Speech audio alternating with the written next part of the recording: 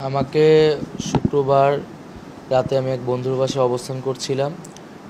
শনিবার দিবাগত রাতে 2টা থেকে 3টা নাগাদ সেই বাড়িতে প্রায় 20 থেকে 30 সদস্যের একটা টিম ডিবি পুলিশ পরিচয়ে গেট ভেঙে ঢুকে আমাকে সেখান থেকে তুলে নিয়ে যায় এবং তারা গাড়িতে উঠিয়ে আমার চোখে 3-4 স্তরে কাপড় বিশিষ্ট একটি পর্দা লাগিয়ে দেয়, চোখ বেঁধে ফেলে এবং আমার হাতে হ্যান্ডকাপ পরানো হয় এবং আমাকে পরবর্তীতে তারা গাড়ি চালিয়ে একটি বিল্ডিংয়ে নিয়ে একটি রুমে নিয়ে যায় এবং আন্দোলন সম্পর্কিত নানা জিজ্ঞাসাবাদ করে যে আন্দোলন আমরা কেন করছি, এই আন্দোলনের উদ্দেশ্য কী, আমরা কেন কর্মসূচি প্রত্যাহার করছি না, এবং পরবর্তীতে আমার উপর মানসিক এবং শারীরিক নির্যাতন তারা শুরু করে এবং এক পর্যায়ে আমি সেন্সলেস হয়ে যাই এবং এরপরে আমার সেখানে কোনো আর স্মৃতি নাই। আমি আজ সকালে 4টা থেকে 5টা নাগাদ ভোরে আমি নিজেকে ঢাকার পূর্বাচল এলাকায় নিজেকে খুঁজে পাই, আমার সেন্স আসে সেখানে। পরবর্তী দেখি সেটা জলছিরি পূর্বাচল এলাকা।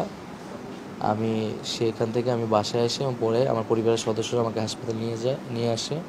আমার 2 হাত 2 কাঁধ এবং আমার বাম পা দীর্ঘ ক্ষত হয়েছে সেখানে। মানসিকভাবে আমি ট্রমার ভিতরে আছি। আমি মনে করি যে আমাদের বৈষম্য বিরোধী ছাত্র আন্দোলনকে ছত্রভঙ্গ করার জন্য আমাদের সমন্বয়কদের নিয়ে নানা ধরনের এখানে প্রহসন এবং নাটক করা হচ্ছে।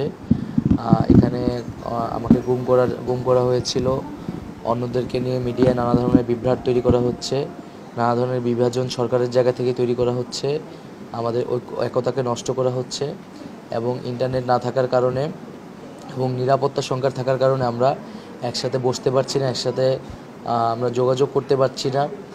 ফলে আমাদের সিদ্ধান্ত নিতেও আমাদের সমন্বয়হীনতা দেখা যাচ্ছে এবং মিডিয়াতে তারা সেটা আরও নানা বিকৃতভাবে প্রকাশ হচ্ছে। আমি মিডিয়ার কাছে অনুরোধ করব যে আমাদের বক্তব্যগুলোকে সুস্পষ্টভাবে প্রচার করার জন্য এবং আমাদের যে নিরাপত্তাহীনতা সেটা জনগণের সামনে আমরা বলছি যে আমাদের আন্দোলনকারীদের সরকার একদিকে দাবি আদায়ের কথা বলছে, আলোচনার কথা বলছে, মহামান্য আদালত আমাদের পক্ষে রায় দিচ্ছে, কিন্তু সরকার আরেকদিকে আমাদের কিন্তু হেনস্থা করছে নানাভাবে। আমরা এখনও অনেক সমন্বয়কদের খোঁজ পাইনি। দ্রুত সময়ের মধ্যে আমরা আমাদের সমন্বয়কদের সন্ধান চাই এবং সকলের নিরাপত্তা নিয়ে আমরা আমাদের ক্যাম্পাসে প্রবেশ করতে চাই।